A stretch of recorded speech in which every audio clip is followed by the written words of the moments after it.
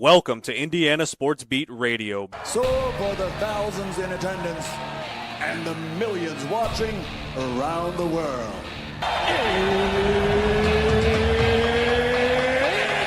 Time! Three on the way. Oh! It went in! It went in! And Indiana wins the ball game! Know your role and shut your mouth, you jabroni! Float game for the win! Ayler's gone. Goodbye. Touchdown, Indy. Woo! IU. America. They got a football team now. Pretty simple. I win. Google me. You know that I'm the cream of the crop. Now, here's Jim Coye.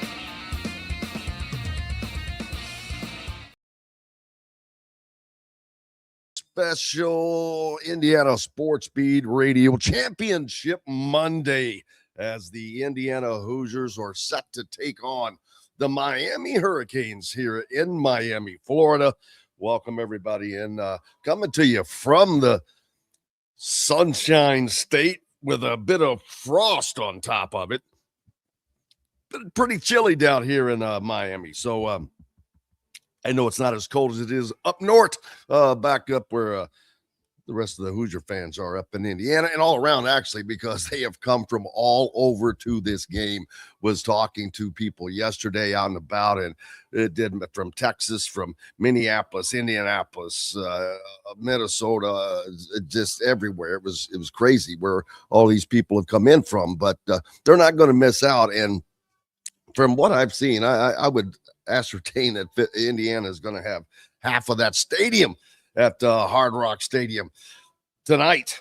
As it comes down to the marbles, man. Time for talk. It's time to walk, and for that, and it is coming down tonight. 7:50, I think, is the actual kickoff.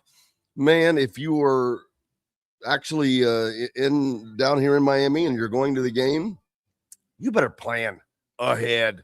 Your man, the president, will be there, and it is going to add some headaches as far as having to get there early, much earlier. You're going to have to go through a lot more security checkpoints, your ticket checkpoints. Once you're in, you're in. You don't get back out. So it's going to be a lot of that going on as well that has already added to it. But I think once everybody gets past that, they're going to be ready, man. This is a big time deal, and Miami is ready. Indiana is ready. I'm sure they're all sick and tired of doing all of the things that they have to do, the responsibilities that go along with it. I don't blame them. It's been a lot. It's been a lot for us. I'm worn out from this run. I'm not going to lie. It has been physically demanding, and so I understand what the teams are going through as well. So, but it all comes down to the marbles tonight, baby, and looking forward to it as the championship of college football will be decided. And will the Big Ten get a third consecutive different champion? We'll find out this evening as that will take place. Let's see. Donna's going to join us. The Fish will join us in a little bit in our next segment. Coach Griff will join us. I think might be able to get Andy Staples on. There's so many people in and around that we don't even have a full schedule today. It's just haphazard, and may get people we don't even expect to get on today. But everybody ready for tonight. I know everyone's looking forward to it, and this could be such a historical moment. 5 Left says there's a line down the block to get into the bars in Bloomington already. People camped outside. Oh, yeah, I heard about that. People camping outside all night. I don't know what the heck's going on back in the back there. I'm going to have to go back there and tell those people to chill out. But, yeah, I heard about that. I heard that Kilroy's was charging $5,000 a table. Is that right? And that's where some of the people were camped out in front of alley or the upstairs pub and all of that. So I think the kickoff is actually 7:50. So check your local TV for all of that. The game that's scheduled for 7:30, but I think actual kickoff is 7:50. But yeah, I'm wondering with the field if he's going to be on the field, the president and all that. So yeah, I don't have a favorite Beyonce song, bro. So $5, $5,000 for a table. I heard that. Someone said that to me, and so I think that was true. But you can ask whatever you want. That doesn't mean you're getting that. There's a difference there. But yeah, people, it's not cheap. This is not a cheap deal. And for those that have made the trip, I'm sure it has cost a lot of money, but for them, it's worth it. It's going to be a lifetime experience, and it is definitely that. There are a lot of people that have waited 40, 50, some 60 years to see this. So there you go.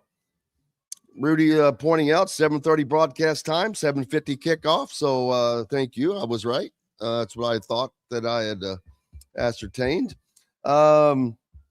Yeah, looking forward to just getting to this. It is there's been so much lead up. The Rose Bowl seems like forever ago now, and it was just not that long ago. The Peach Bowl. This is not going to be a home game for Miami, even though it's being played in Miami. So looking forward to that as well. And I think it's going to be a 50-50 shot with the crowd at least. And that is going to change not much for Indiana, other than it's not going to put them at a disadvantage as being a home team. Like there were instances where they have had trouble. It was at Penn State, at Iowa, but they managed to get through both of those tests. So very important that I think all national championships, though, should be evenly split. It just happened to work out this way, in which Miami happened to be playing in Miami. Who thought that they would be here? No, not many people. And just about as many people who thought Indiana would be here. So that makes it all even more exciting. You've got two teams that no one was really expecting to be here. And some people, I've heard Feinbaum talk about how this is going to be a non-story. It's going to be cute if Indiana wins, but that it's not going to draw much conversation because it's not one of his vaunted SEC teams. Well, there are no more vaunted SEC teams, Paul Feinbaum. They just aren't. They just don't exist. It's a different era of college sports, much less just college football. But college football has been equaled. The playing field has been equaled, and I'm loving it. I am loving it. Looking forward to seeing what happens tonight on the field. What does Indiana have in store for Miami? Because I know they're going to pull a few things, not pull a few things out, but they're going to put a few wrinkles in. They have to, because Miami has been looking to see what Indiana's been doing. Change, man, change. They keep changing. You keep adding in wrinkles. Brian Haynes is going to make adjustments on his defense and defensive scheme and what he plans to do and how he plans to attack this Miami offense. And, of course, it's all going to start and end in the trenches. We've talked about that. Both teams with very, very, very good defensive lines. And that is probably the shining star for Miami. Fortunately for Indiana, it is a shining star, but it's not the shining star because they're almost equally, although the defensive line is pretty damn wicked for Indiana. Linebackers are pretty good. Defensive backs are not bad either. So they're more balanced is what I would call on the defensive side. They're more balanced as a team offensively because Miami has to get the run game going. Well, and Indiana will need to do that. I think they've been more successful with it, but that's going to be a key for teams, both teams as well. Also, getting the running game established. It's critical for, I think, for Miami. If they don't get the run game going, they've got less chance of hurting you with the pass. Indiana, they need to get the run game going as well, but they still have more options when throwing the ball. And we've seen that throughout the season. Last game alone, 5 different guys catching a touchdown pass. So glad to have you along here on Indiana Sports Beat. glad to be here on this Championship Monday, and I am jacked.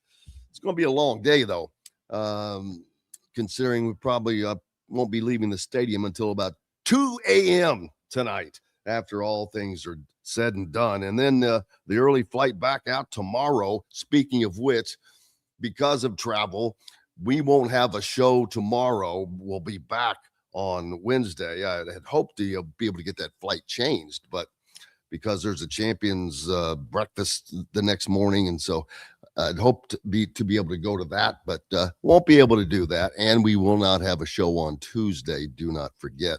But we will be back, hopefully celebrating Indiana's win on Wednesday and talking all about it. Is Miami the best team IU has faced this season? That's a question that is subjective. I don't think so personally. I don't think that they are the most talented team. I don't think that they're the best performing team. They're not the most disciplined team. So my true answer would probably be no. It's not. But they've also faced an Ohio State team that was really good. Oregon, they had their way with. So you can't really say that. It's hard because Indiana has dominated these teams so well that they made Alabama look bad. So, and we know that they're a better team than that. But I'd say right now you have to say yes because Miami is here in the national championship. They survived the gauntlet. They were able to get through it, although their path was easier, with the exception of they beat Ohio State. So it's going to be the toughest game I think they've played this year because of what is on the line. At Penn State, that would have been a really, really bad loss. But I just think this game's going to be tougher for them just because of they got to deal with this front line.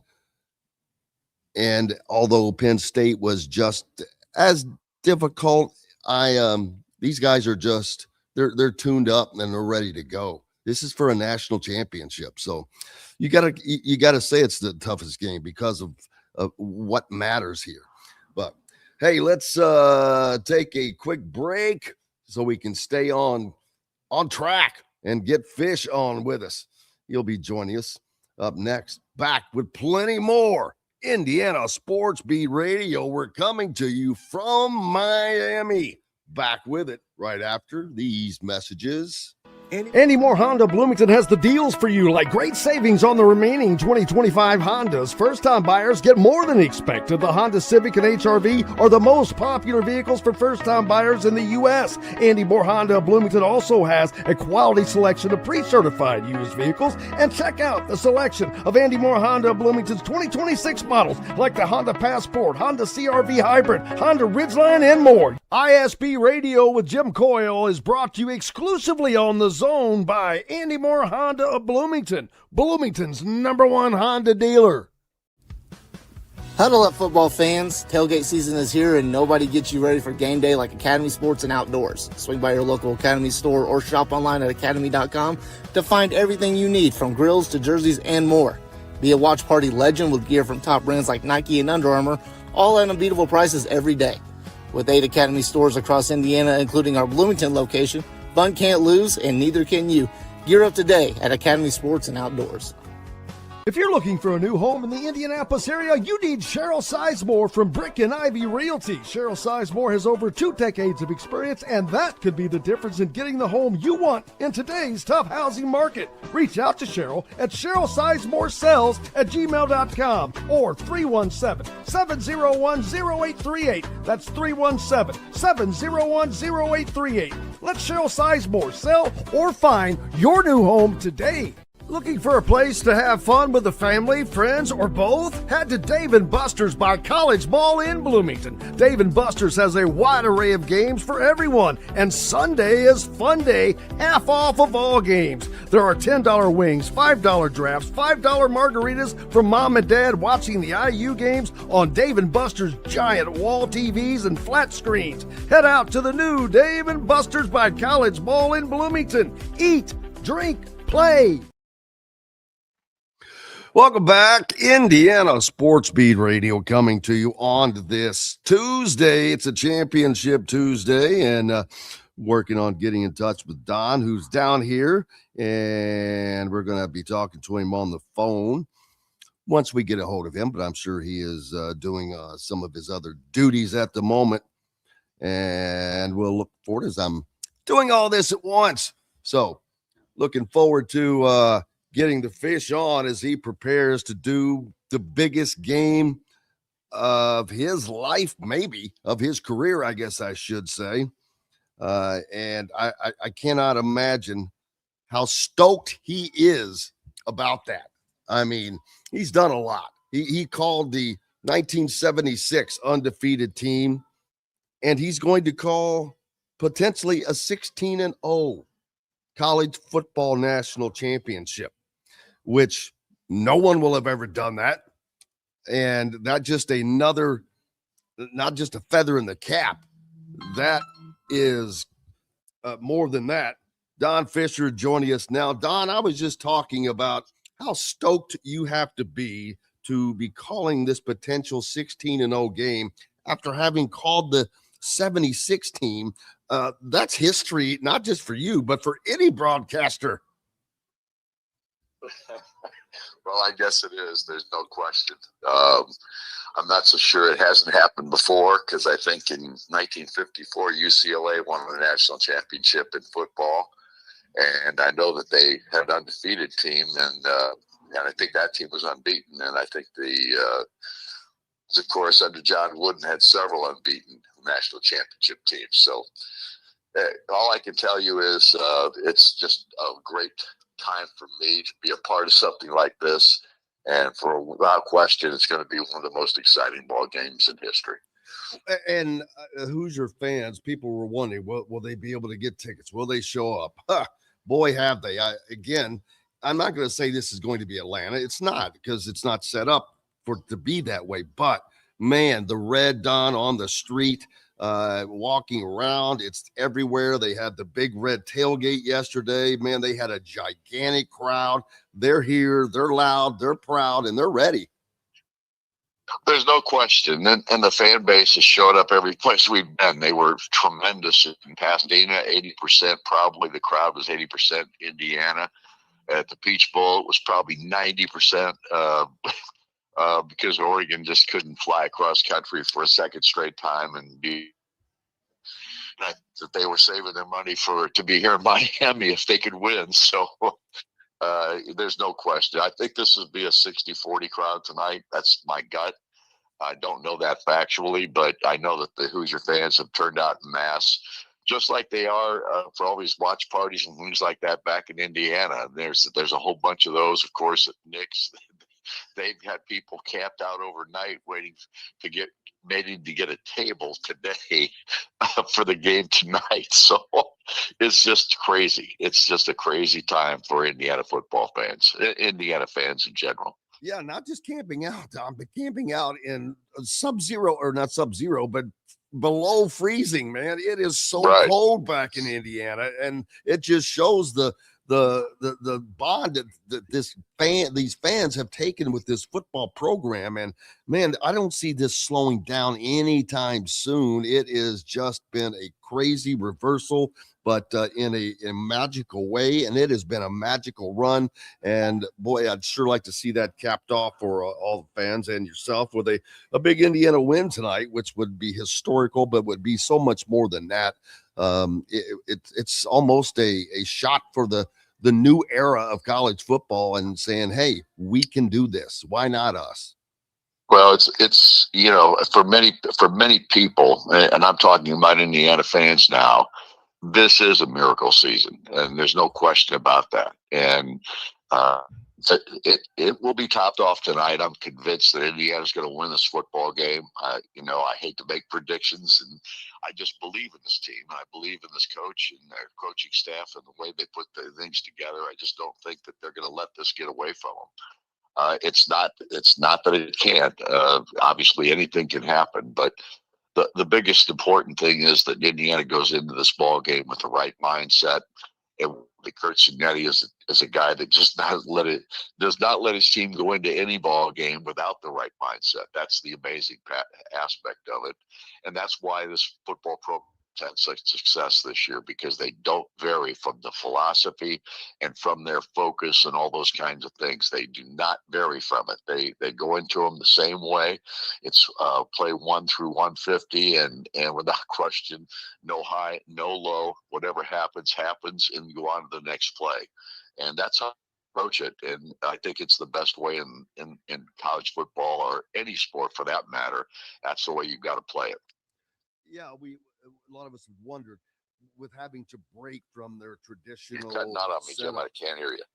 I said we had wondered how, if there had been, if the breaking with traditional way they had been doing things would hurt them, and it hasn't. They've handled all of this stuff, all this extra responsibilities they've had to do, but they've been able to maintain their focus on what the big prize is ahead, and that just goes to show that they are just still have been and are locked in for what their ultimate goal is.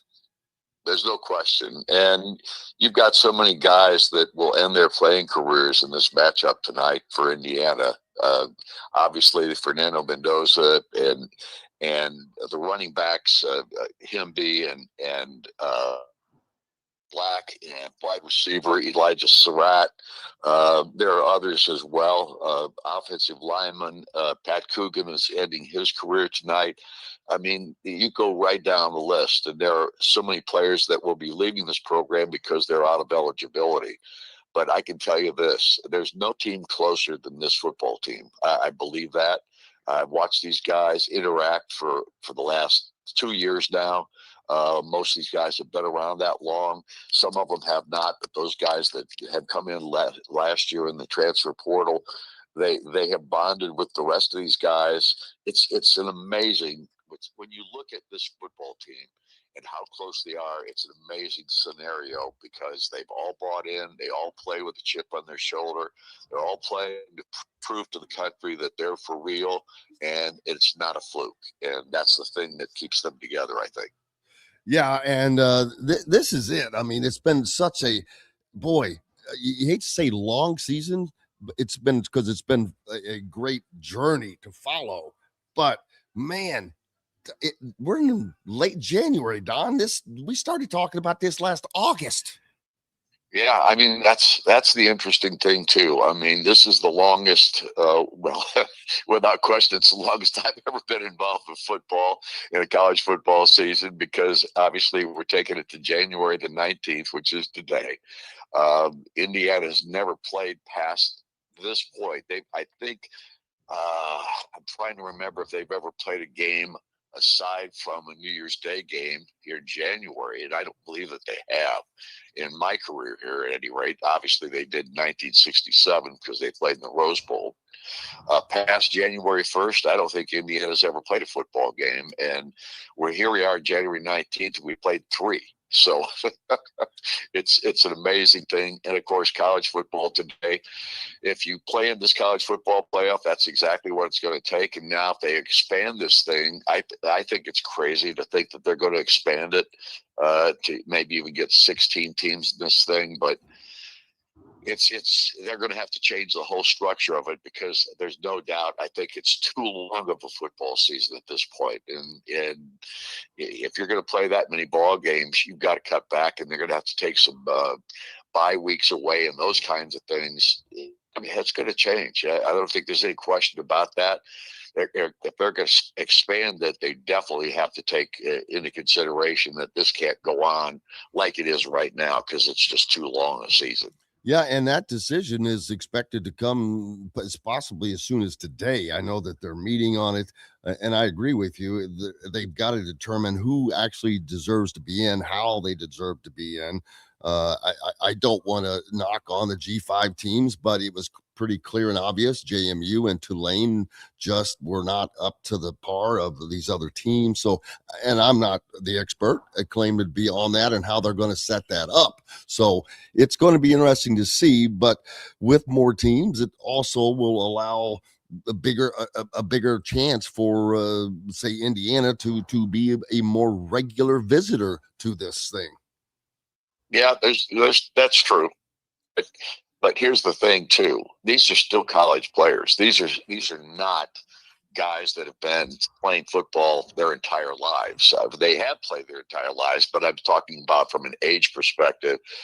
We're talking about getting into a level, 18, playing with 18 football games in a season. Yeah. For guys at this age and all those kinds of things. I think there's got to be an end to this at some point to change this thing into a reality scenario, if you know what I'm saying. Absolutely. I don't think you can't just keep going. You know what I mean? The conference championships are going to be an issue because of how the tournament has changed so much, and now how much value is going to be actually placed on those, which would be a shame to lose those, granted. But they also need, why is there a 25-day gap between somebody playing?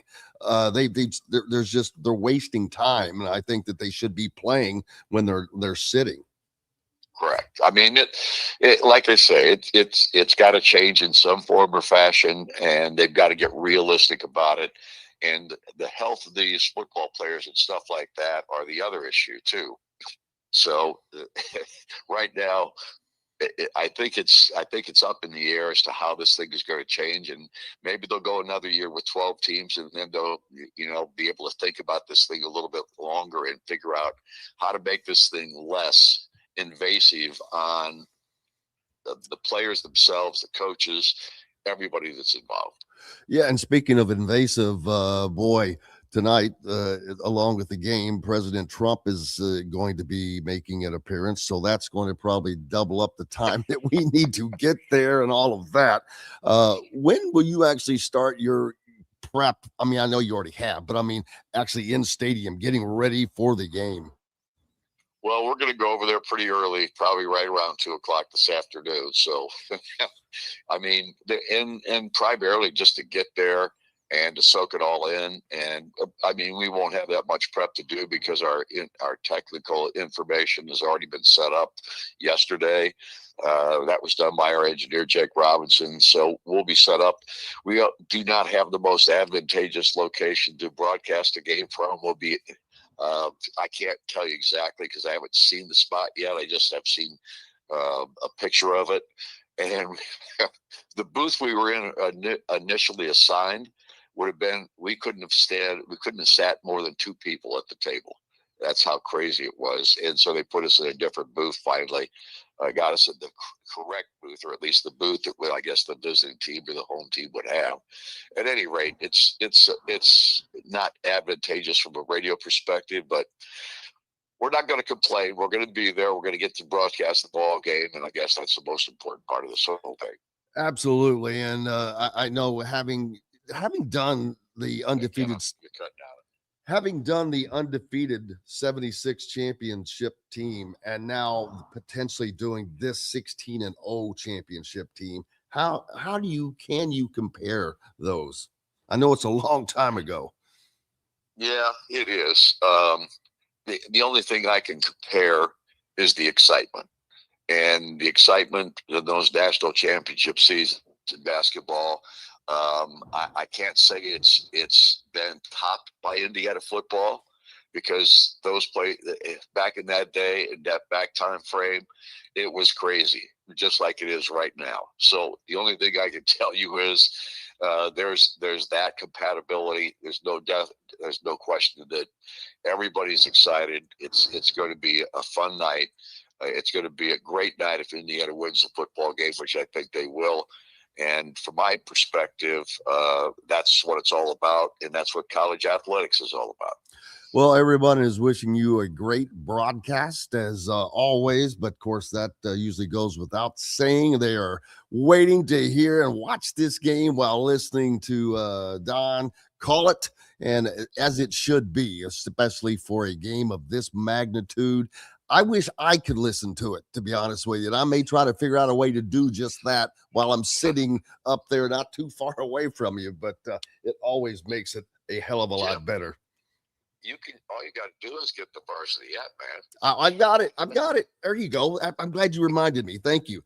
And for people that you forget, there you go. The varsity app, Learfield's app. They even tell you when the games are coming on. It's great. I do have that. Exactly. Well, Don, brother, I know you've got to go rest the voice, get it ready for tonight's broadcast. And I can't thank you enough as always, man. We love you. We appreciate you. All right, Jeff. Thanks for having me. I appreciate it, buddy. See you. Yes, sir. Don Fischer joining us here on Indiana Sports Beat Radio, as always, as he prepares for tonight's championship game between the Indiana Hoosiers and the Miami Hurricanes here in Miami. Man, can you imagine how big it would be actually for Indiana to beat Miami in Miami? It just would kind of add a little more to it, maybe. But lots of storylines. Fernando from here, D'Angelo Pons from here. There's just a lot going on. It's fantastic no matter what. And it's going to be I think it's going to be a good game as well. But more coming up. Appreciate you being with us here on Indiana Sports Beat Radio. We got more right after these messages. The ISC Sports Network is your home for sports content across the Hoosier State. Find us live on TV and streaming or archived on our website and our app. The ISC is your one-stop shop for the content you want to see, including high school sports, college sports, and other great events throughout the year. Subscribe to our streaming service and get access to it all. ISC. Local lives here. Looking for a place to have fun with the family, friends, or both? Head to Dave & Buster's by College Mall in Bloomington. Dave & Buster's has a wide array of games for everyone, and Sunday is fun day, half off of all games. There are $10 wings, $5 drafts, $5 margaritas for mom and dad watching the IU games on Dave & Buster's giant wall TVs and flat screens. Head out to the new Dave & Buster's by College Mall in Bloomington. Eat, drink, play. If you're looking for a new home in the Indianapolis area, you need Cheryl Sizemore from Brick and Ivy Realty. Cheryl Sizemore has over 2 decades of experience, and that could be the difference in getting the home you want in today's tough housing market. Reach out to Cheryl at CherylSizemoreSells@gmail.com or 317-701-0838. That's 317-701-0838. Let Cheryl Sizemore sell or find your new home today.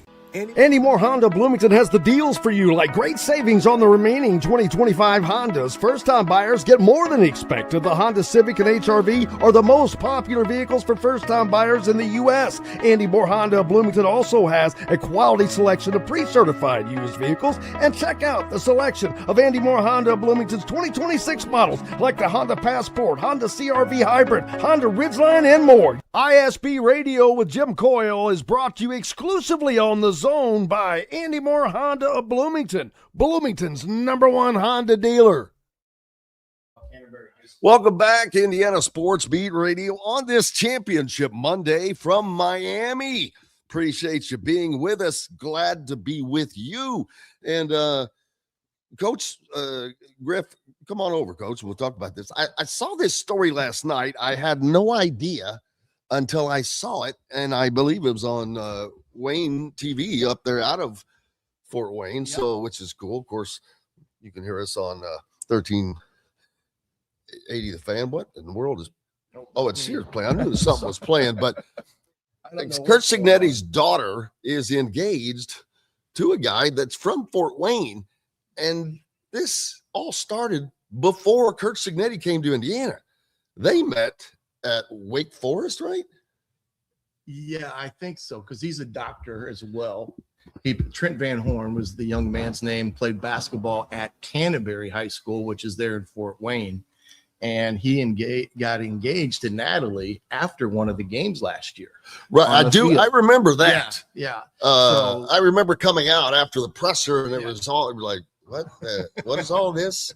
Had no idea what was going on, but then figured it out. But I remember that game. I remember that happening. But the weird thing is all of this started before he was at Indiana. Yeah. Their relationship had blossomed before that all occurred. And then once he got to Indiana, of course, it's Wayne 15 was the one that brought the story to life the other day, but he was a really good basketball player at Canterbury. He was a high school zone top 15 basketball player in his days. Well, he ended up playing at Wake Forest. Yeah, he was a good player. And he's a guy that, the gist of the article, outside of announcing, who he's engaged to and all that, was the many faces of Curt Cignetti. And so he was kind of given the lowdown of Coach Cignetti's different faces. And one of the questions was asked, did you get a smile when you proposed to his daughter? So this goes to show that, I've told this to people, Curt Cignetti, underneath all of what you see, how you perceive him, he's a funny guy. He's got his own sense of humor. He smiles, he laughs, but when he is in his Batman mode, he's Batman. Right. And so that's just what it is. But he's able to compartmentalize these two things where others may not be able to, a la, say, Bob Knight. I don't think that he could compartmentalize the different, separate them as well. And that's one of the things that makes Curt Cignetti just easy to deal with. And people see him and think he's this, that, and the other thing. I think he's always, other than when he came in and had to, what he said, set the tone, which is what he was doing. It's been pretty normal since then. Actually, yesterday at the head coach pressers, though, not a lot of information. It wasn't all warm and fuzzy. There was one question Adam Rittenberg from ESPN asked, and I thought this was actually a very legit question that probably deserved a better answer, to be honest with you, from Curt on this. What would it mean for Indiana, or both programs, but for Indiana to win the national championship? Big difference between what it means for Indiana and what it would mean for Miami. Not that it doesn't mean a lot for the Hurricanes. They're on a 20-year drought. They are one of these programs that used to be one of the elite programs of college football. Well, now they would be one of the first to actually enter this new era and kind of return, because Alabama hasn't returned yet. Right. Georgia hasn't really returned yet. So they were the blue bloods of the blue bloods in the 80s. Yeah. And they were bad men, and they're going to have their bad men on the sidelines. Ray Lewis is going to be there. Michael Irvin's going to be there. Whomever else, they're all going to be more, I guarantee it. But there's also a lot of IU guys that are coming back. T. Gray Scales, Adewale Agunyule, I mentioned. There's many, many more that I've seen. And these Indiana players have not been able to be celebrated because there's been nothing to celebrate prior to the last 2 years. Let's be honest. But there is now. And so I'm happy for those guys. And it doesn't matter if you go back to the Mallory eras, those guys still, they're like, all right, hey, this is great. They love it. They love seeing this. There's still a brotherhood there that exists amongst the Indiana players.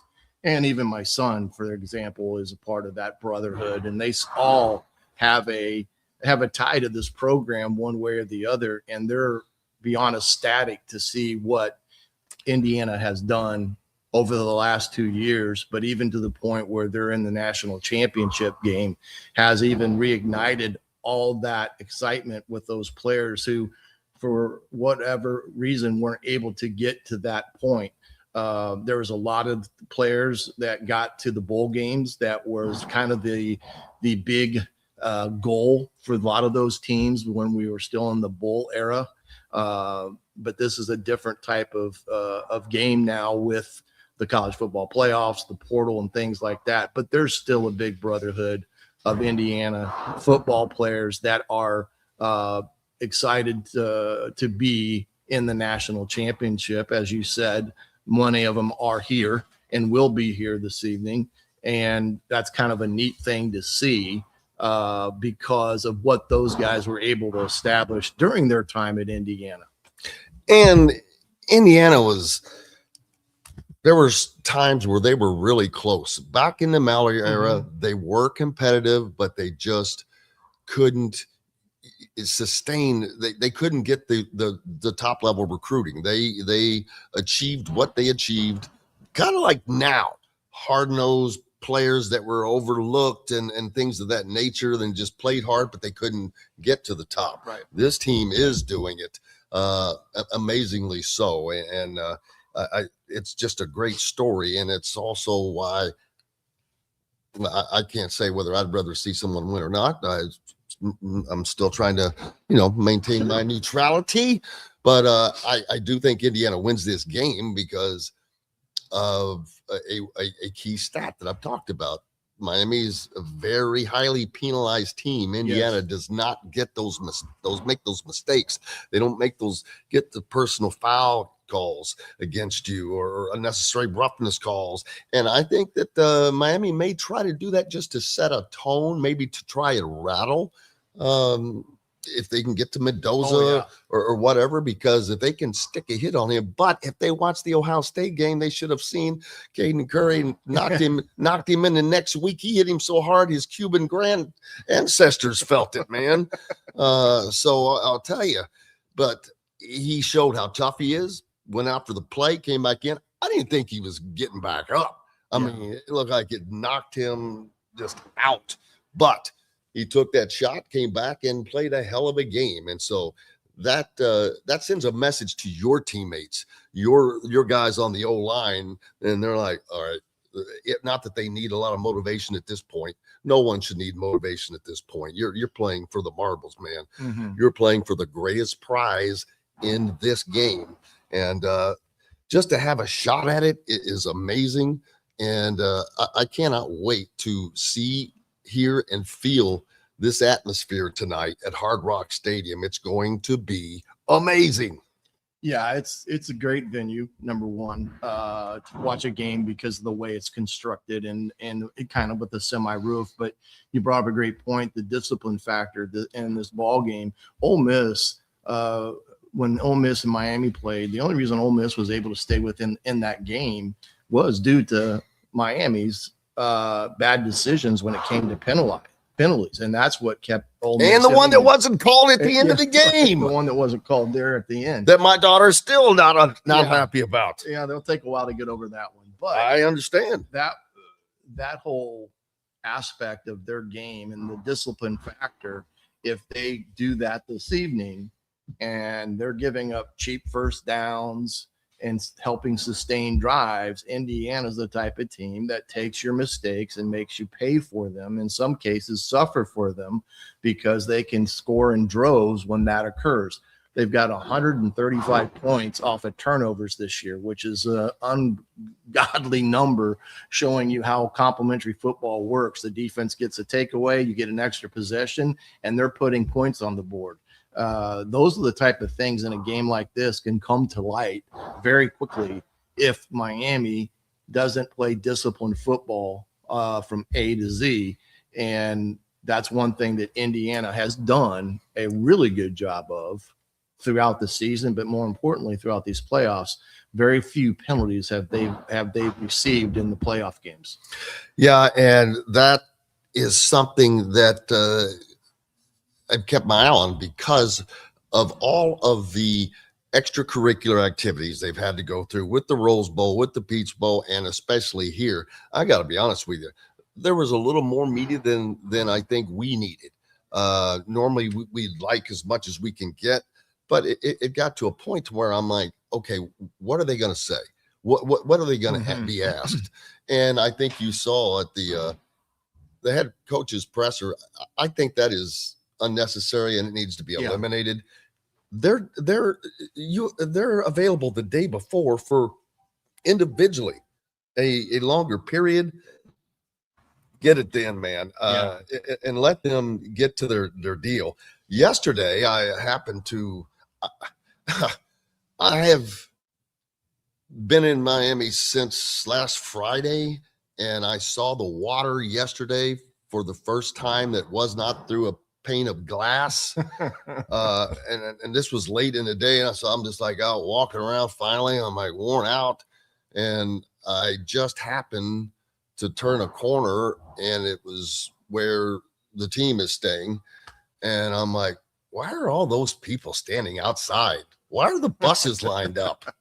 And so I walk over, and the team was going to their final walkthrough. And I'm like, I just happened to be walking by, which is nuts, but because I hadn't been out. But big crowd out there at the Intercontinental Hotel where they're staying, greeting them as each player came out. We saw Fernando come out, saw Coach Sig. They're all there, and then they head off to go through this final walkthrough. But what final walkthrough is, of course, you're just going through little details. But what is the value of the final walkthrough? It's mostly mental. It's going through the different situations and scenarios that may occur in the game. Most coaches will have what they call a script, where they'll integrate different special team units into the different script scenarios, also to have those backups ready. So if somebody is hurt and you have a sub, that sub is ready to go in, and there is nobody missing on their particular assignments, whether it be on the field or as a backup. So it's a big mental day. It's trying to get your mind into that game prep mode, especially at games like this. There are so many distractions, as you have alluded to. This is the point in time where this is now them. There's no more pomp and circumstance. This is time to get ourselves ready to roll. No more distractions, and get yourself in a mindset ready to go. So a lot of mental work probably went into yesterday's walkthrough, both offensively and defensively, and then some probably form of a kicking script was entered that they use on a standard walkthrough day to go through the different scenarios, like an onside kick or hands unit for a particular onside kick that you're trying to defend. Different things that could come up in a game that maybe you don't get to practice a lot of. Miami, one of the, if not the last at-large teams to make it in with, they had losses to wins against Notre Dame, South Florida, and Florida State, if you can count that. But they reached number 2 in the coaches poll. Losses to Louisville and SMU in a span of 3 games put them on the outside of the playoff field, and the late surge being the last team to get in before a win against Texas A&M, Ohio State, and then Ole Miss. So they've gone up and down. They've been on a run, but to me, Texas A&M is not a strong one, but they're here, so that's all that matters. But we're going to take a quick break. Let's see. I got to keep up with where I am on the timeline. Now we got to stay here for a few more minutes, and then we'll take a break. Actually, just go ahead. We will have Bill Bender from Sporting News join us on the other side. Appreciate you being with us. Lots more coming up right after these messages. Andy Moore Honda Bloomington has the deals for you, like great savings on the remaining 2025 Hondas. First-time buyers get more than expected. The Honda Civic and HR-V are the most popular vehicles for first-time buyers in the U.S. Andy Moore Honda Bloomington also has a quality selection of pre-certified used vehicles. And check out the selection of Andy Moore Honda Bloomington's 2026 models, like the Honda Passport, Honda CR-V Hybrid, Honda Ridgeline, and more. ISB Radio with Jim Coyle is brought to you exclusively on the Zone by Andy Moore Honda of Bloomington, Bloomington's #1 Honda dealer. Huddle up, football fans. Tailgate season is here, and nobody gets you ready for game day like Academy Sports and Outdoors. Swing by your local Academy store or shop online at academy.com to find everything you need, from grills to jerseys and more. Be a watch party legend with gear from top brands like Nike and Under Armour, all at unbeatable prices every day. With 8 Academy stores across Indiana, including our Bloomington location, fun can't lose, and neither can you. Gear up today at Academy Sports and Outdoors. If you're looking for a new home in the Indianapolis area, you need Cheryl Sizemore from Brick and Ivy Realty. Cheryl Sizemore has over 2 decades of experience, and that could be the difference in getting the home you want in today's tough housing market. Reach out to Cheryl at CherylSizemoreSells@gmail.com or 317-701-0838. That's 317-701-0838. Let Cheryl Sizemore sell or find your new home today.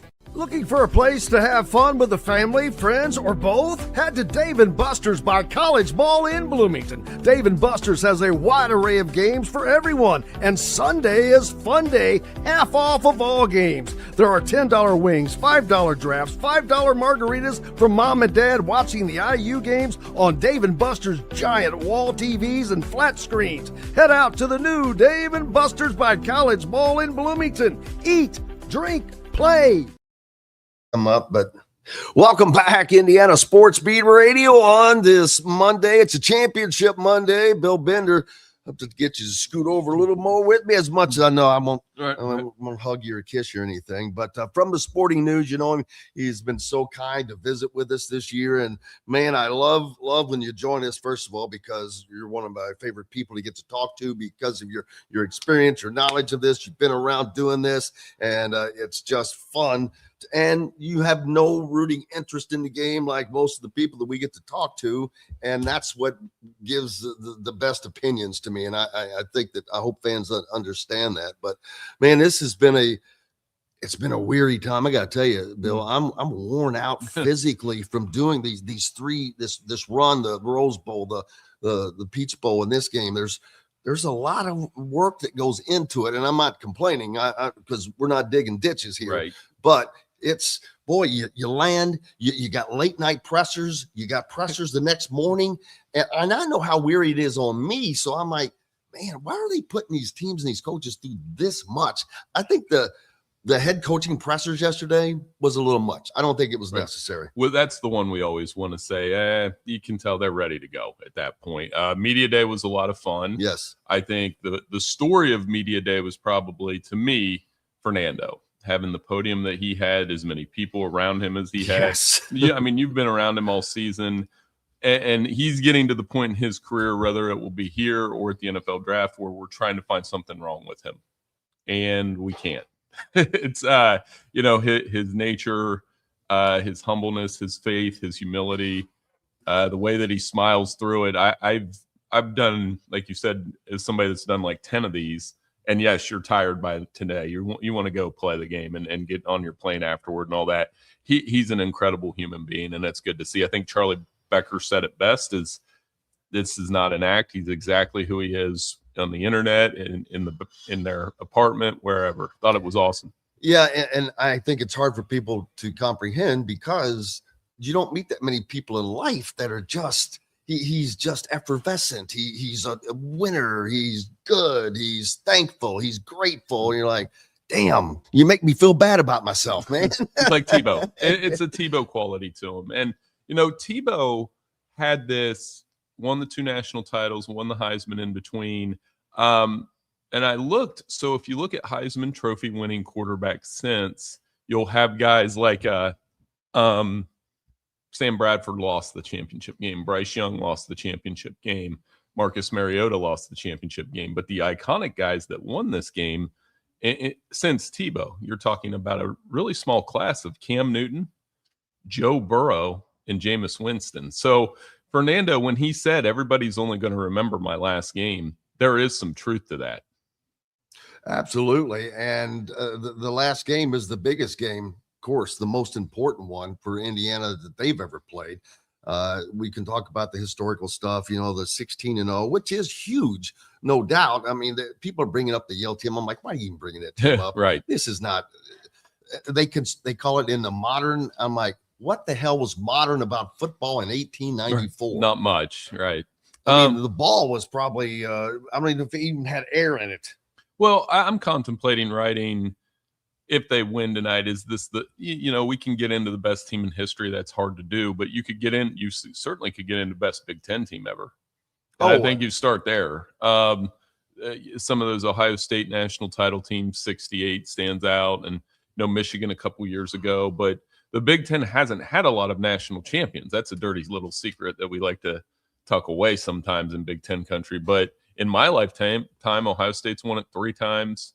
Michigan's won it twice, and that's it. That's amazing. It's a short deal for a conference that was so prolific in the 50s, 60s, 70s, 80s, even the 90s, but not. It's like basketball. Haven't won a national title since 2000 or when was 2001? Well, and I think I told you, maybe if I've repeated this stat on the show, they haven't had a national champion from the Big Ten not named Ohio State or Michigan since Michigan State in 65. Wow.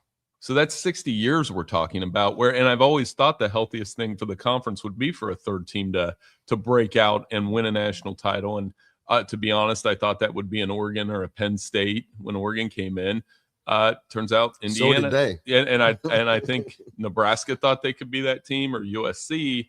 And here we are with this Indiana story. It's just another layer to the incredible story that this has become. How will that impact the fact that right now, I don't know if this second, but soon today, there will be discussions about this tournament, whether it goes to 16 teams, which I'm going to be shocked if they don't go to 16 just because they want more in.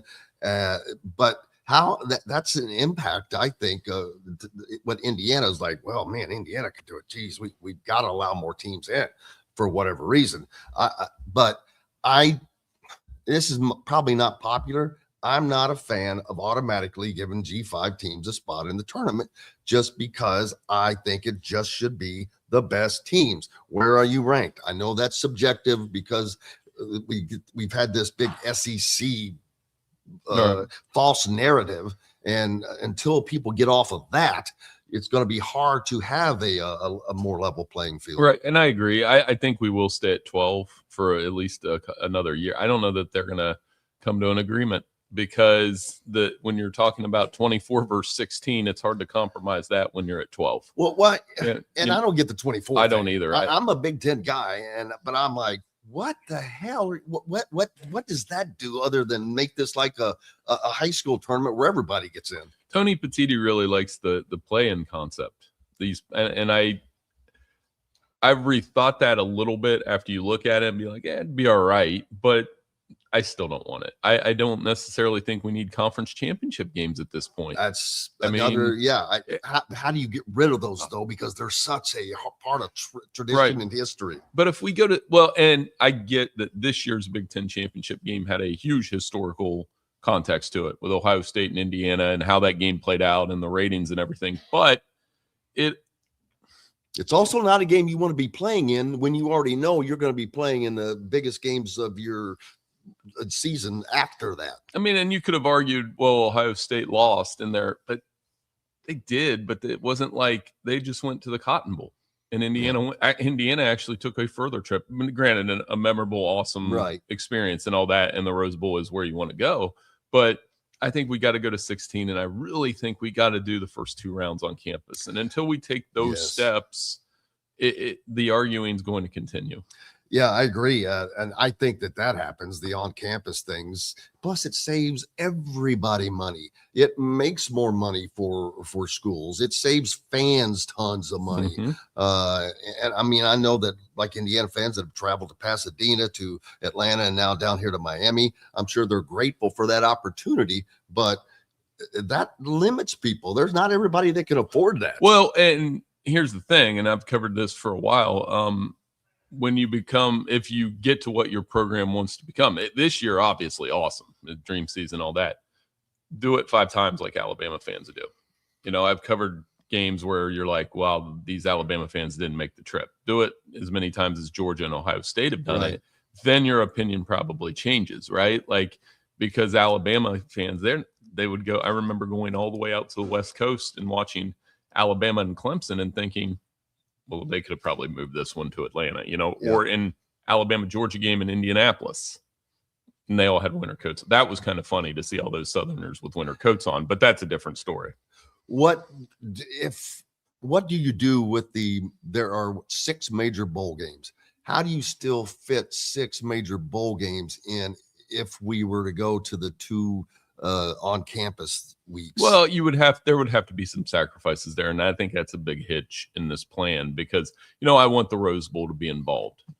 Maybe one year 3 of those bowls or you rotate those 2 in the semis every 3 years. I don't think they're going to agree to that, though, because they want to have those bowls in the limelight. You could rotate them like that. Well, that's kind of what they do anyway right now. Right. But you've got to maintain some importance for the other 4.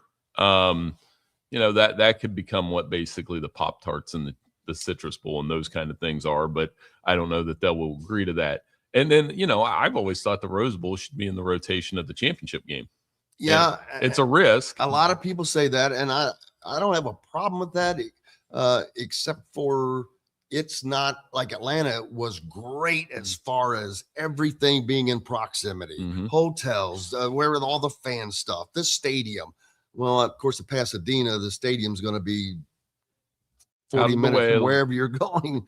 But it's not exactly close here either. We're 30 minutes probably away from the stadium. And we're getting a police escort. So, the traffic's going to be, this place is going to be rocking tonight. And that's one thing I'm looking for, as somebody, like I said, I think my first championship game I covered for us was the Alabama Clemson game in 2016. Not the one before I wasn't at, but so the one where Clemson won the national title. And that's the kind of vibe I get here tonight. I believe that game was in Tampa. So we're going to have a lot of fun figuring out who wins this game tonight. Oh, it's going to be outstanding. Now, yesterday was my first chance late yesterday afternoon.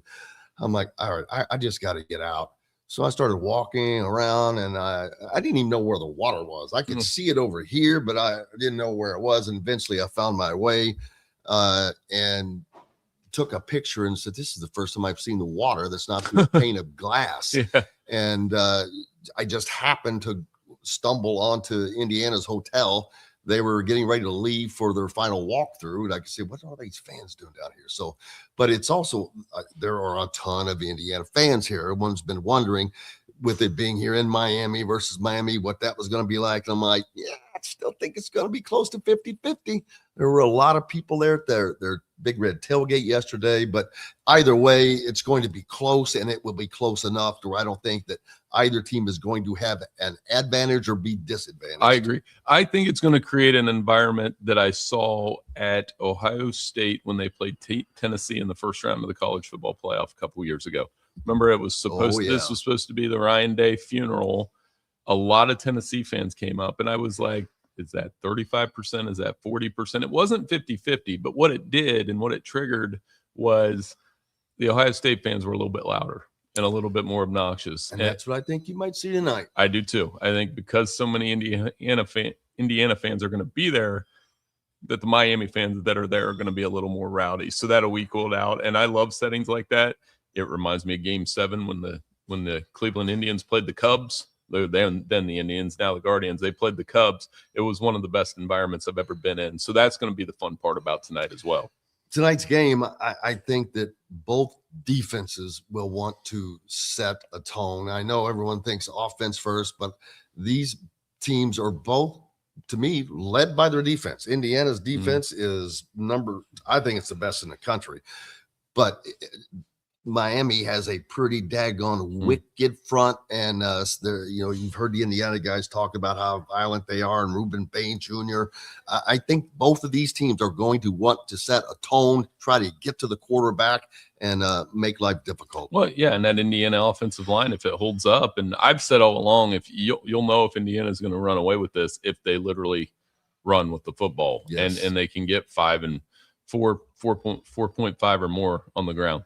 Yeah, if they can run the ball, then that is going to just destroy, I think, Miami, because that'll open up the passing game. And now you've opened up a Pandora's box with a multitude of weapons for those guys to go to with confidence. And if Miami can't run the ball, they're going to be in trouble. And it's hard to picture a shootout knowing how good these defenses are. I suppose we could get into like a 31-27 type game. I'm not seeing it, though, because I just think both of these defenses are too good. I think it's going to be a fantastic game still. I don't think, but I didn't think it was going to be then. I don't think we're going to see an Alabama. I don't think we're going to see an Oregon type thing. I think this is going to be a game that's probably still within 10 at max, which will be great. If it's a blowout, say la vie, but I'm not expecting that. But what the hell? You can't predict these things. Right. Well, yeah, and that's the thing over the years doing these games. I think, our prediction at Sporting News, I had Indiana 31-19. Now, this was made right at the end of the semifinals, which seems like ages ago at this point. Would you change that? Not by much. I think I would maybe, since the spread's 8.5, I might go something like 28-17, something like maybe That's a little bit less. Where I am, Yeah, because I don't think it's going to be a high-scoring game either. I don't think Indiana is going to run away with it scoring-wise, but I'm right in line with what you're thinking. So I think Indiana will cover, but it won't be an easy one. It'll be like, a little bit of a tug of war in the first half, and if Miami can turn it into a fist fight, then we are going to have a closer game. But it's hard. I mean, it's just the way this Indiana team is playing on both sides of the ball. Unless there are the things they haven't done, the turnovers and the mess ups, then they should walk away from here with the national championship. Bill Bender from the Sporting News is with us. You can catch all of his content for free at the Sporting News, our nation's oldest sports publication. I love saying that. Mike reminds me of it, and I always ask him, where Mike DeCourcy I'm speaking of, and I'm like, Mike was there from the beginning. Just kidding. No, and Mike has a good story up about Indiana today that he just sent it to me. It's about this Indiana run, and if anybody has perspective on these kind of things, I'm going to read it as soon as I get through all my morning stuff here. Yeah, I always look forward to it, and because Mike has a way of cutting through, and people that they want to a lot of times see a perspective that's skewed their way, and I'm like, it's not what you're going to get, man. You're going to get reality, and I love that, and people should appreciate that as well. But he has a great way, as do you, of seeing things from angles that people don't, the fans don't, and that is what makes that content so great. Awesome. Yeah, and hopefully you check us out at Sporting News tonight. I know you and I will probably catch up again after the game, or sometime this week when we get home. Absolutely, and I cannot thank you enough as always, buddy. It's been fun. This is actually the first time I got to meet Bill in person, but it's so weird because when you talk to them so much and you see them, you kind of feel like you have. And, you were barely, like, we were trying to figure it out. I was trying to figure it out. You spotted me first, but and to your listeners as well, thank you so much. I do read the comments a little bit. I love the passion you guys have for the show. And we appreciate you, buddy. Thank you. Bill Bender joining us here on Indiana Sports Beat Radio. Glad to have all of you along, and we've got more coming up. Coach will join us again. May get Andy Staples on. There's all kinds of stuff happening here on Championship Monday. Back with it and more after these messages. The ISC Sports Network is your home for sports content across the Hoosier State. Find us live on TV and streaming or archived on our website and our app. The ISC is your one-stop shop for the content you want to see, including high school sports, college sports, and other great events throughout the year. Subscribe to our streaming service and get access to it all. ISC, local lives here. Looking for a place to have fun with the family, friends, or both? Head to Dave & Buster's by College Mall in Bloomington. Dave & Buster's has a wide array of games for everyone, and Sunday is Fun Day, half off of all games. There are $10 wings, $5 drafts, $5 margaritas from mom and dad watching the IU games on Dave & Buster's giant wall TVs and flat screens. Head out to the new Dave & Buster's by College Mall in Bloomington. Eat, drink, play. If you're looking for a new home in the Indianapolis area, you need Cheryl Sizemore from Brick and Ivy Realty. Cheryl Sizemore has over 2 decades of experience, and that could be the difference in getting the home you want in today's tough housing market. Reach out to Cheryl at CherylSizemoreSells@gmail.com or 317-701-0838. That's 317-701-0838. Let Cheryl Sizemore sell or find your new home today. Andy Moore Honda Bloomington has the deals for you, like great savings on the remaining 2025 Hondas. First-time buyers get more than expected. The Honda Civic and HR-V are the most popular vehicles for first-time buyers in the U.S. Andy Moore Honda Bloomington also has a quality selection of pre-certified used vehicles. And check out the selection of Andy Moore Honda Bloomington's 2026 models, like the Honda Passport, Honda CR-V Hybrid, Honda Ridgeline, and more. ISB Radio with Jim Coyle is brought to you exclusively on the Zone by Andy Moore Honda of Bloomington, Bloomington's #1 Honda dealer. Welcome back to Indiana Sports Beat Radio. Glad to have you along on this Championship Monday. Coming to you from Miami, baby. Man, it has been not just a long 4 days. It's been a long, was it 4 weeks that this actually started? I think 4 weeks ago. When was the Rose Bowl? Coach is sitting over there.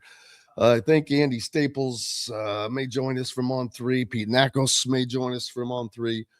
But yeah, when did this start, Coach? I'm looking it up, and I'm with you. It's been a while. 2 years ago. Yeah, it's, and again, it's not complaining. It's just I never having been through that. I couldn't believe it.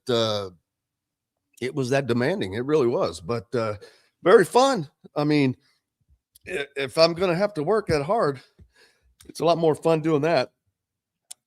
And as I always say, it's a lot more fun to cover a winner, baby. January 1st. Oh, that's right. Well, how could we forget that? January 1st, and today is what, the 19th? So we're 2 days short of 3 weeks. So that's not, boy, it's just so much packed within that 3 weeks is what the deal has been. But man, lots of Hoosier fans down here. Saw a bunch of them last night. From the distance, they had the big red. There was just all kinds of things going on for Indiana fans. I think today, Adewale Agungile has his event during the day over near the Hard Rock. Clayton Anderson was playing an event yesterday, and so all kinds of stuff going on.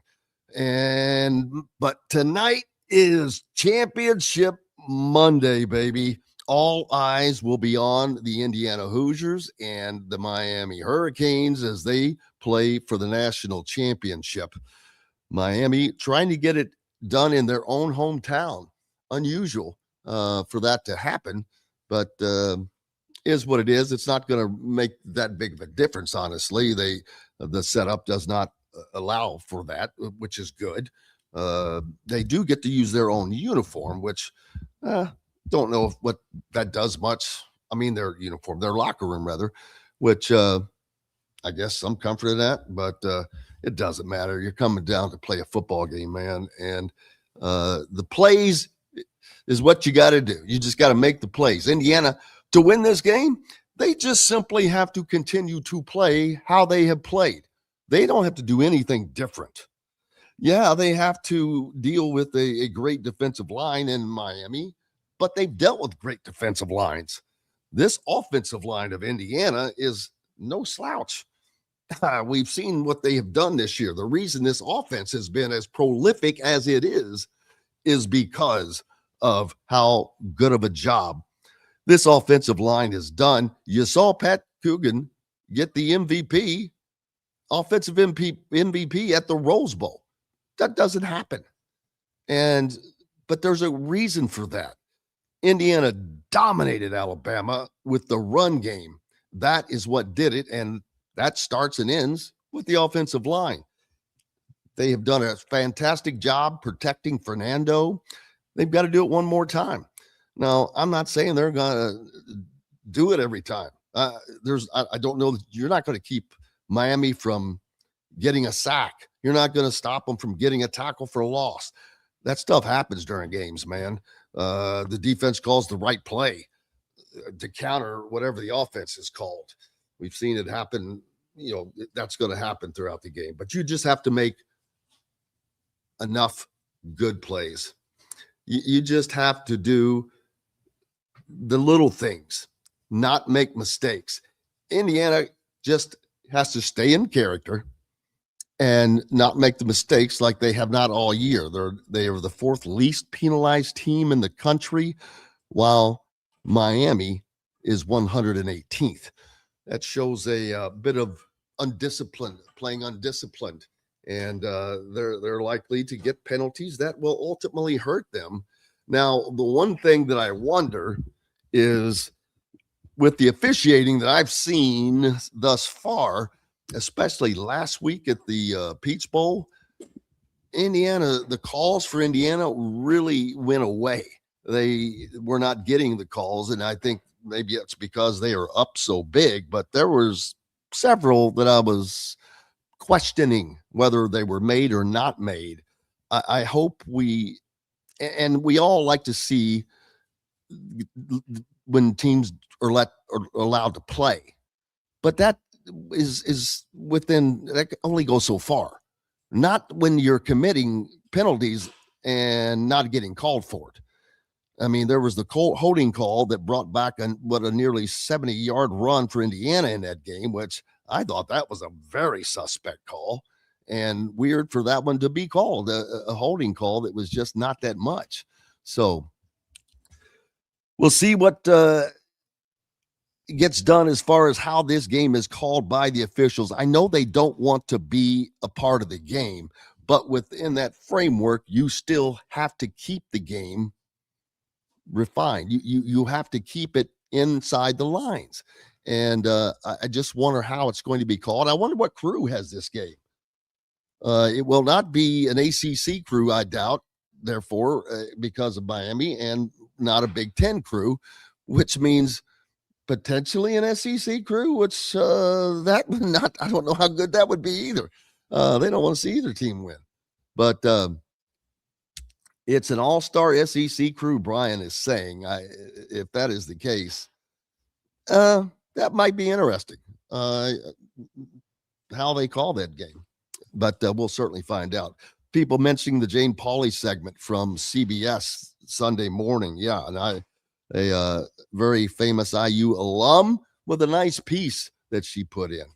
The referee is John McDade.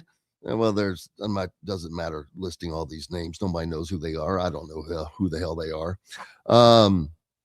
So it's going to be interesting to see how an SEC crew calls these games, because both of these teams are very different from SEC teams. You think of the SEC, you don't think of the offense that has been seen by both of Indiana and Miami. Georgia's that's not their style of offense. Alabama was not their style. So it's going to be interesting to see how this game gets called, and hopefully there is no impact, but there will always be a call or more that, not so sure about. So we'll see. Coach, you might as well just come back over if I don't know if area or those guys are going to make it over. They have some stuff to do on their own, but man, it's nut cutting time is what they say in the country, and Absolutely. that is going to be a fun thing to watch. And for those of you that get to listen to Don, I may have to do that. That's a great idea. I'm glad he brought that up. I can just start my Varsity app and listen to him. But the thing is, it's always a stinking delay. Ah, dang it. It's like a 5-minute behind, and it tells you how to fix that. I'm like, you can't fix it when you're watching it live, dude. Yeah, no. So yeah, I can't delay the game, but that's what you guys can do. 47 degrees this morning in Fort Lauderdale. Yes, it was very, very, very chilly. You would think for Miami, we get to come to Miami, and nope, No, there's no warm. I've been wearing long sleeves. Last night I had a long sleeve on with another long sleeve quarter with a vest on top of that. So it's but it's going to be perfect weather for the game. Yeah. I mean, 68 degrees at kickoff, probably. No rain, anything like that. It is an open air stadium, much like a European soccer stadium, in which there is a roof over the stands, but a larger cutout than, say, at the old Cowboys stadium. You remember that? Yeah. You know why they said they had that? No, I do not. So God could watch the Cowboys play. Yeah. Oh yeah, I remember hearing that. That's a good one. It was funny. It is funny. But and then not only is that not the only opening, there's opening between the bottom of that roof and the stands. So it's a unique, and the roof, I guess, is just to protect you from the sun here. We don't have to worry about that right now. No. Nobody's getting a sunburn on this trip. But man, this is historic. I think Indiana does get this done tonight. But like I said, there's a reason they play the games, people. Who thought that Miami was going to be here? Well, I mean, we can talk about Indiana, but who thought Miami was going to be here? Who thought they were going to get past Ohio State? Who thought that Ole Miss was going to be playing Miami? Because who the hell thought that they were going to get past Georgia?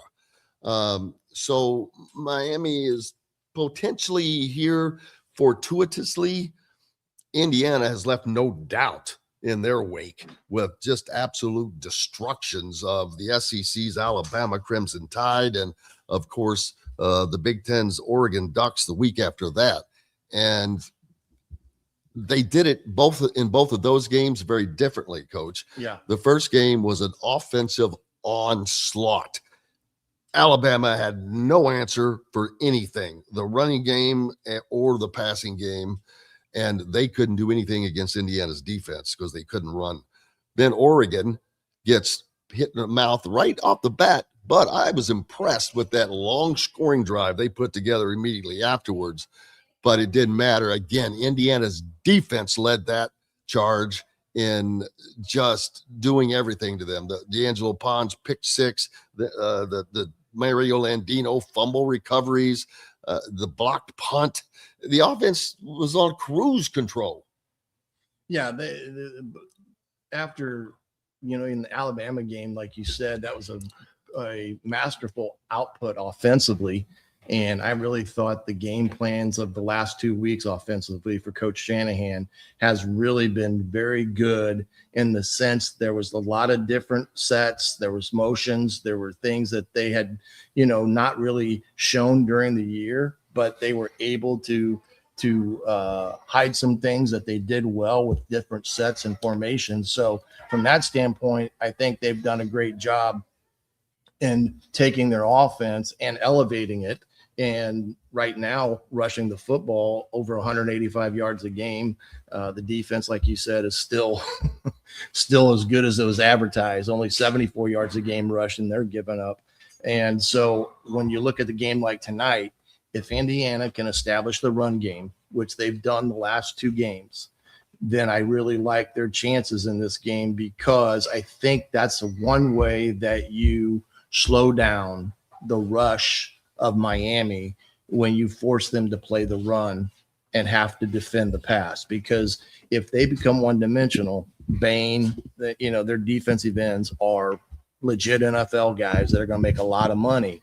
And it's going to be hard for the tackles of Indiana to hold them consistently. So a good rushing attack helps that immensely tonight. So if they can do those things like they have been doing, I'm kind of in your court. I like their chances in tonight's game against Miami. We've got we're getting a comment on the YouTube part of things. Our first from Ireland that I recall. Thank you. Welcome in, my Irish lad. James Patrick Coyle is my name. I am That's right. I'm pretty Irish. But yeah, I wish Indiana would play that damn game in Ireland at the start of the year. Yeah. I'm hoping for that. And now that they are somebody, yeah, they may be able to. That would be spectacular. But Glad to have you from the land of green grass. Maybe that's the lucky charm for Indiana tonight. He'll be up Us all having night. an Irish listener. There we go. Perfect. Love it. How did you end up? My question is, how do they live? It says lifelong fan from Park County, which I don't know where Park County is. I've never even heard of that one. He'll be listening all night to Don and cheering on his Hoosiers. What took you to Ireland? And what I would love to know if he could answer that. But yeah, that's this. People are all over the country. I've talked to a bunch of people that have come in for this. There you go. He lives in Killarney. I thought it was Kilcarney, but Killarney County, Kerry, Ireland, but he grew up in Montezuma. Yeah, they must be up north. But yeah, that's curious. Very interesting. What took you to Ireland? Man, that's a very interesting story. Love that. But again, Oh, he's a pastor. was a pastor. Small church. All right. He's got his flock of Irish. His Irish flock. I'll Love be it. praying for us tonight. You talk about the luck of the Irish. Indiana just got him some, and I'm sure he's throwing a little blessing over the Hoosiers. Throwing over me while you're doing it there. Appreciate you so much. But glad to have everybody listening from all over, whether it's on one of our great affiliates like 97.7 ESPN The Ref in Evansville, 1380 The Fan up in Fort Wayne, WJOB 12:30 a.m. 104.7, and you know the Zone in Bloomington, home base 98.7. Keep it locked right at all of these stations all day for Indiana games, for sports. This is where you need to be, people. Montezuma is on the Wabash River. Learning a lot all day, so I can kind of figure out. That's kind of the western. Yeah, it's anywhere from in that southwest part. Coach is going to look it up now. Now got me. Now we're Russell has asked me, how will I make the transition from college football to college basketball? Do you have a plan? I think that's a question better posed for Indiana. How are they going to make the transition from college football to college basketball? Because they don't seem to be playing that one right now. And I'm not getting on Darren DeVries, but they don't have the team. They don't have the horses. They just don't have what they need to be a team that will make the playoff tournament this year. I don't. Now I no longer see Indiana making the tournament after that. That wasn't just a loss to Iowa. It was a beatdown. It to me, it exposed Indiana more than anything else this year did. You just got beat by a team that just beat you, that outperformed you, that they don't have superstars. Hell, their star, he was playing in freaking Division II last year. Sturts, damn Sturts kid. It was the plan of Iowa's game plan. Worked it to perfection. Indiana just could not defend. And you talk about one-dimensional.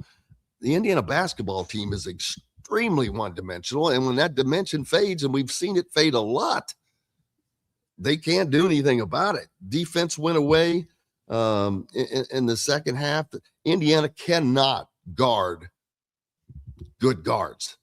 They have given up 20 plus points, I think, in at least 3, maybe 4 consecutive games to opposing guards. So it's,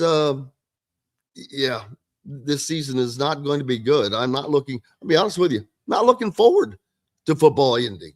I'm like, man, I hope the recruiting is great and that can carry us, because basketball is not going to be fun to talk about.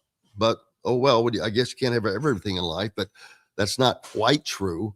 I hate to say this on such a fun day, but had Indiana been able to had Scott Dosen been able to make, because I'm not blaming Scott, he was handcuffed.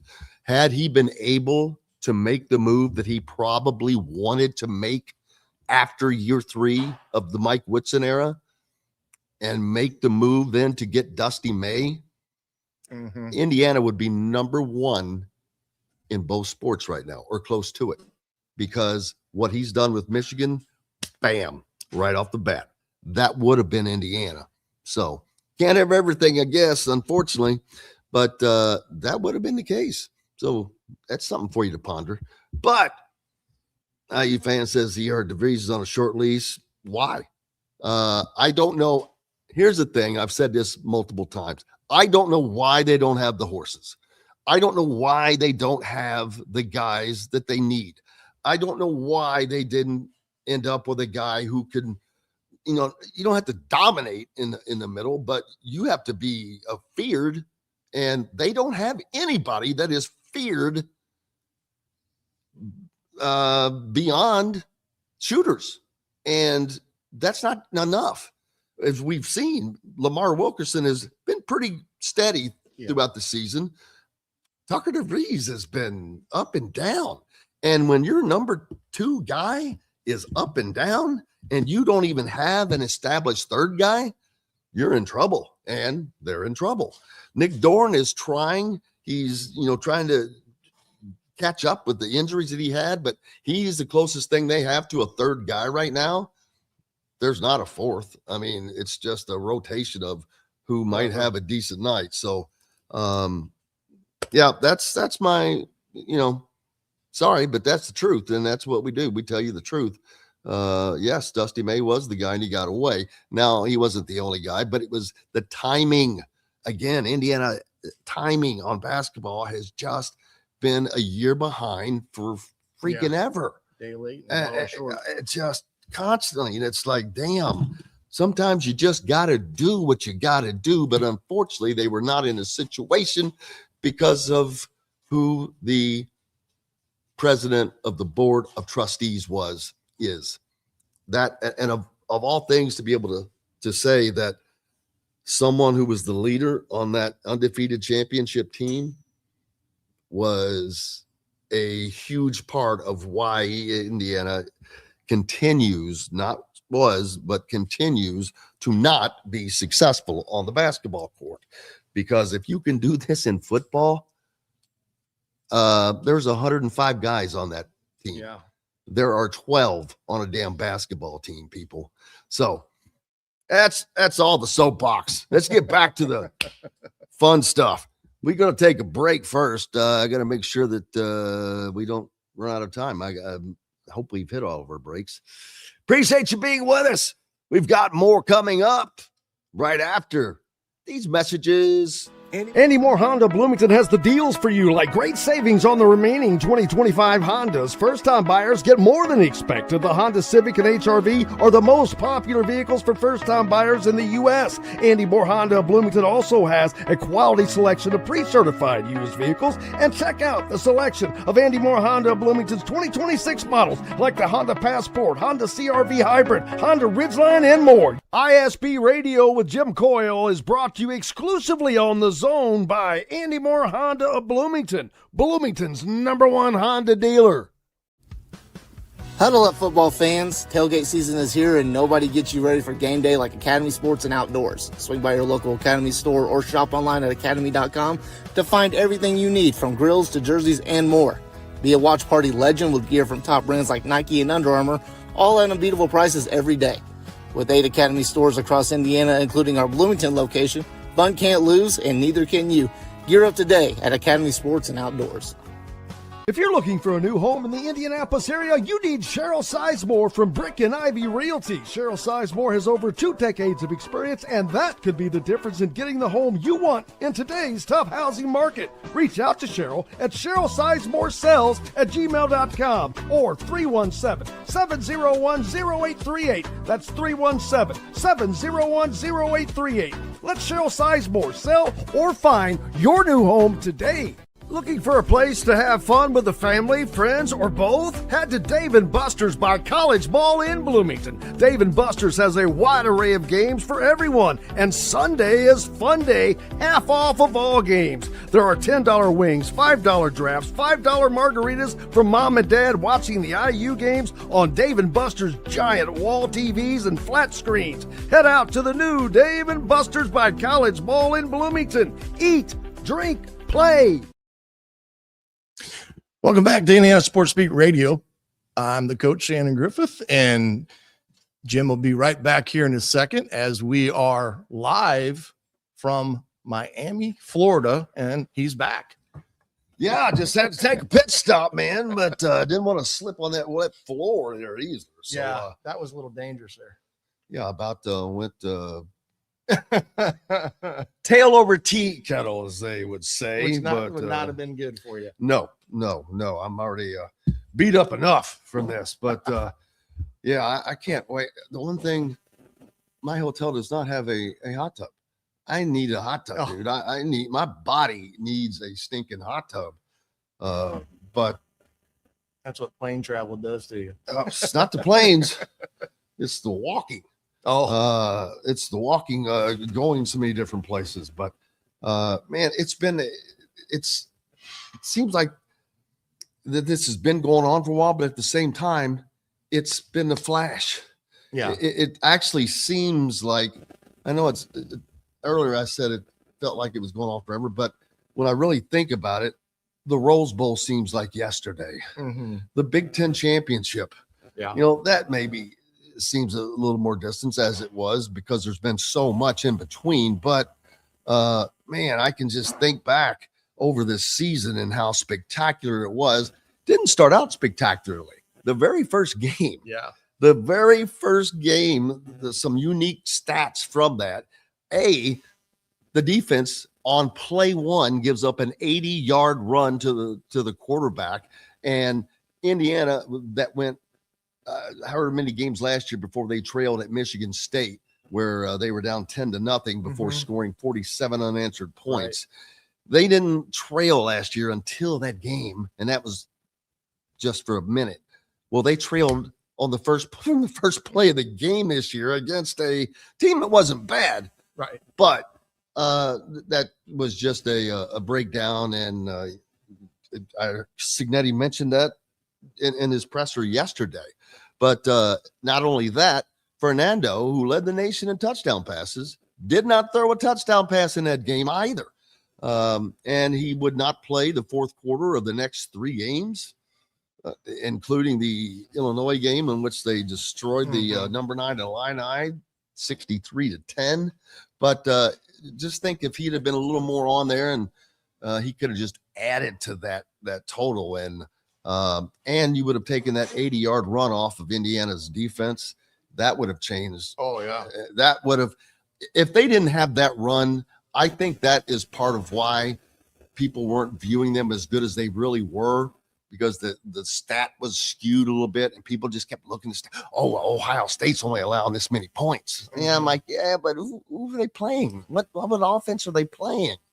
I never thought that Ohio State's defense was better than Indiana's. I thought Indiana's was better because I thought that they were absolutely as good, if not better, on the defensive line. Mm-hmm. They are as good at linebacker. And they are better in the secondary. Lewis Moore had one less interception than Ohio State did for the season. One guy. So in Indiana, their defense is number one in turnover margin. The offense helps that by not turning the ball over, which that's another great stat. Haven't lost a fumble since that. Was it the first carry of the first game? It was BB. Yeah. It was in that game. It was in that game, and it was early. So that's another thing right off the bat. Boom, fumble, and the 80-yard touchdown they give up. They have not done either of those since then. They've not given up a run that long. They have not given up a fumble. So that's amazing. It's almost impossible to beat a team that just refuses to beat itself. And Indiana does not beat itself. And when you're holding on to the ball, that's one of the most remarkable stats, maybe ever in college football. I mean, I've got to research that, but how the hell do you fumble once in 16 games? Well, last game in the Peach Bowl, that's one thing too that Fernando's going to have to be very cautious of, because he did have a couple balls stripped. Now, unfortunately, Pat Coogan was following the play like they teach him to do to make those recoveries, which he did on that one play. But the fact that they've only lost one fumble on the year is, I'd have to look to see if whether or not that's, the least amount, a team has given up in a season, because it just mind blowing to that. And then look at the third down conversions. They're like at 58%. Lead the nation. Third down conversions, which is another number that's mind blowing. And they're great defensively against third downs. Right. They're like and here's the thing, even if you take Miami's third down statistics offensively, they're at 47%. And if you're looking at that, that is a great number to be at. But when Indiana comes in at 58%, it's like, whoa, these are, PlayStation numbers to a degree. And that's where this team, like you said, they do not beat themselves. They're disciplined. They play to their standard. And they're a team that is very difficult to beat in all three segments of the game. And that's why they are undefeated and a step away from being a national champion. Yeah, I am looking forward to watching this come to a complete, I'm not sure what the word I'm looking for is, but realization for this team, this staff. And I'm really looking forward to seeing Kurt Signetti's reaction when it is done, when it's over, when he's on that stage. 3 times already this year, he has hoisted a championship football off of a trophy. Each one of these, this time he won't get to do that because it's not a football. It's a gigantic damn, that thing comes out, that the trophy for the CFP championship you saw is very tall. I mean, it's 5 feet tall, right? It's huge. Or 4 feet tall out of the base, and that's got to be heavy. But that can come out of the base, and you can lift that up. But better have a couple of linemen there helping him. And if they're able to do this, I've said this already, they're going to have to build an entire new trophy case just for the hardware Indiana has pulled in this year. Big Ten championship trophy, Peach Bowl, Rose Bowl trophy, Peach Bowl trophy. Surround that with a national championship trophy. I mean, there are very, very, very few schools that can boast of something like that. And again, for it to potentially be Indiana would be awesome. Think of the people that have come just to see that didn't go to any of these games. No question. I was just going to say, looking forward beyond today and into next season, when you think about it, if you haven't got your season tickets renewed, you better do that quickly, because you're damn right. I've got a sneaking suspicion that Indiana is about to have their best year in ticket sales for Indiana football coming up, which may force them to do something to the stadium even sooner than they are. Well, I think that's going to have to be fast track. Someone asked on the comments, when are they building a new stadium? Well, they don't need a new stadium. They just need to knock that press box down and just take that thing to the dump, build a new press box, put the suites in it, do all of that. That may be the easiest way to do it. I don't know, but we'll see. So we have to take one more break. I think this is our last break. It'll be a quick one. And we're back with more Indiana Sports Beat Radio. Thanks for being with us right after this. Andy Moore Honda Bloomington has the deals for you, like great savings on the remaining 2025 Hondas. First-time buyers get more than expected. The Honda Civic and HR-V are the most popular vehicles for first-time buyers in the U.S. Andy Moore Honda Bloomington also has a quality selection of pre-certified used vehicles. And check out the selection of Andy Moore Honda Bloomington's 2026 models, like the Honda Passport, Honda CR-V Hybrid, Honda Ridgeline, and more. ISB Radio with Jim Coyle is brought to you exclusively on The Zone by Andy Moore Honda of Bloomington, Bloomington's #1 Honda dealer. Huddle up, football fans. Tailgate season is here, and nobody gets you ready for game day like Academy Sports and Outdoors. Swing by your local Academy store or shop online at academy.com to find everything you need, from grills to jerseys and more. Be a watch party legend with gear from top brands like Nike and Under Armour, all at unbeatable prices every day. With 8 Academy stores across Indiana, including our Bloomington location, fun can't lose, and neither can you. Gear up today at Academy Sports and Outdoors.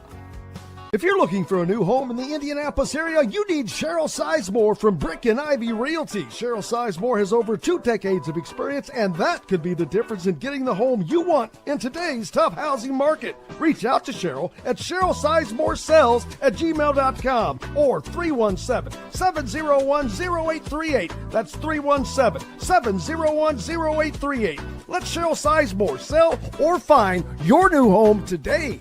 Looking for a place to have fun with the family, friends, or both? Head to Dave & Buster's by College Mall in Bloomington. Dave & Buster's has a wide array of games for everyone, and Sunday is fun day, half off of all games. There are $10 wings, $5 drafts, $5 margaritas for mom and dad watching the IU games on Dave & Buster's giant wall TVs and flat screens. Head out to the new Dave & Buster's by College Mall in Bloomington. Eat, drink, play. Hey, welcome back. Indiana Sports Beat Radio, coming to you from Miami, site of the College Football National Championship. Indiana taking on Miami tonight at Hard Rock Stadium in Miami Gardens for the Big Marbles, baby. And looking forward to that. And I'm sure that Hoosier fans that are not here all over are going to watch parties. I know in Bloomington, man, the peeps are crazy. The kids have been camping out to get into places, to get their tables. It's awesome to see. Simon Scott Assembly Hall sold out for a football game. Get out of here with that, man. I mean, are you kidding me? You people are awesome. You're crazy. You're great. You're going to sit in the balcony to watch this. Anybody that sits in the balcony and watches that game, reach out to me. I'd love to have, I'd just love to talk to someone that does that, because that, you want to talk about being a great fan. That's doing whatever you can to be a part of it. And I think that's awesome to see. But they're building a great fan base. Absolutely. They're building a great bunch of acquiring a bunch of new young fans out there yesterday as they were heading off to their final walkthrough, Coach. Autographs for kids. They had footballs, man. They were just jacked. Elijah Surratt was signing autographs. Isaiah Bones Jones. Yeah, it was just fun to see. Wherever you're going to watch the game, if you're in Bloomington, you can always head out to Dave & Buster's, like you just heard there. They've got specials, 10 wings for $10, $5 margaritas, $5 drafts, and the games are half price for the kids. So you can take the kids out, and that's Sunday through Thursday. You can take the kids out, let them go play. They've got a great bar setting there, so you can watch the game in those 3 gigantic wall TVs. Wherever you're watching the game, I hope you enjoy it. I hope it is a fun night. Coach, what are you expecting in this game? Well, like I said earlier, I think if Indiana can establish their run game, and nothing tells me that they will not be able to, I like the way that sets up for Indiana in terms of controlling this Miami defense, who is very good at what they do. In the sense of their zone pressure packages and things like that. Indiana has got to stay out of the 3rd and longs, because that's when Miami junks it up and they turn those guys loose. So the more they can stay on schedule, the better for them. Defensively, it's making Miami earn everything that they get. Don't give up the cheap chunk plays that Miami loves to go after. They like to throw the ball deep. They like to take the one-on-one shots. I think Carson Beck is one of those quarterbacks that Indiana will be able to confuse some with their coverage and such. So outside of Malachi Toney, I think they are set up pretty well defensively to defend this Miami offense. Now you've been asking if IU wins, when will parade be? Hey, I don't know, but don't worry. I'm quite sure that there will be. But we don't leave that on. But yeah, looking forward to whatever that is. The celebration would be fantastic. And I'm sure half the state might show out for it. And I cannot wait. I think Indiana wins this game as well. I don't think it's a high scoring game. It could be more like 31-21, 31-24 if it gets that close. But I'm not expecting a ton of points. But that's more than the over. The over is like 47, I think. 47 and a half, which I thought was awful low. I do as well. I'm like, well, I mean, they're expecting defensive play, and I do too. So, but hey, man, I cannot thank everybody enough. Appreciate you guys. We're not back tomorrow because of travel, but back on Wednesday, and we'll be back hopefully to celebrate help you all celebrate a huge Indiana win. Big thanks to Coach Griff, the Fish, John Fischer for joining us, and of course, Bill Bender. Most importantly, each and every one of you. If you're in Bloomington, stay tuned for Glass. He's up next, and I'll be joining him later again this afternoon on the Zone. Go out and have yourself a great day. Enjoy a championship win tonight. Until then, I'm Jim Coyle. I will see you on the radio. Thanks for listening to Indiana Sports Beat Radio. Be sure to subscribe to our YouTube page for more clips and team coverage of Indiana basketball, football, and more. You can also find full episodes and tons of other content on thehoosier.com. We'll see you next time for another edition of Indiana Sports Beat Radio.